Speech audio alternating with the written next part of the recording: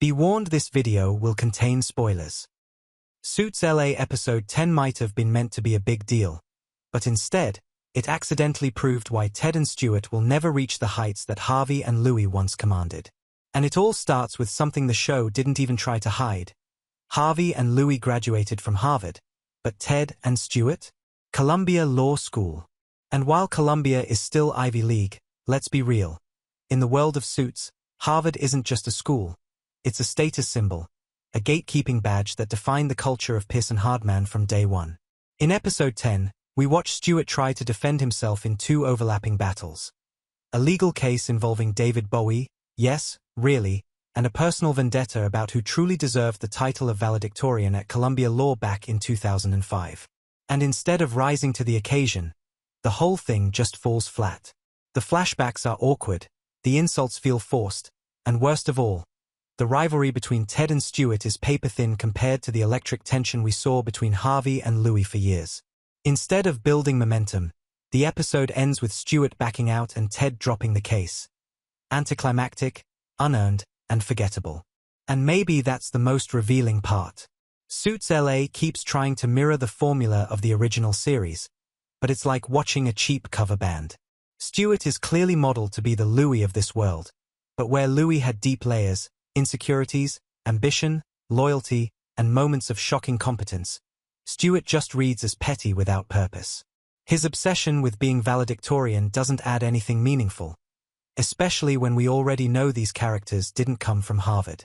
Suits made Harvard matter, and Suits LA actively reminds us that its leads didn't make the cut.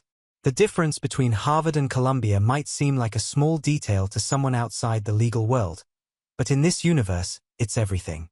Harvey literally committed fraud to make sure Mike Ross could pretend he graduated from Harvard. That's how crucial it was to be taken seriously. Louis wore his Harvard pride like a badge of honor, and their entire firm had a Harvard-only hiring policy. That wasn't just about branding, it was character building. It told us exactly who these people were, how they saw themselves, and what they believed excellence looked like. Even now, the numbers back it up. As of the 2025 U.S. News and World Report rankings, Harvard sits comfortably in the 6th spot, while Columbia has slipped to 10th. And when you zoom out, Harvard has outranked Columbia every single year since 2010. That academic hierarchy mirrors the narrative reality Suits built over 9 seasons. When we hear Harvard, we immediately think elite, confident, ruthless winners. When we hear Columbia in the context of Suits LA, it sounds like a consolation prize, and unfortunately, so do the characters attached to it. And let's not ignore the obvious. Every time Harvey appears in Suits LA, the energy changes completely. He walks into a room, and suddenly we remember what made Suits worth watching. Episodes like Bat Signal proved that Harvey still commands the screen, while the rest of the Suits LA cast struggles to keep up. Ted can throw around legal jargon all he wants, but he doesn't have Harvey's charm, his presence, or his depth. And Stuart?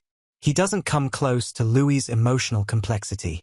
The result is a spin-off that constantly reminds us of what we've lost instead of giving us something new to root for.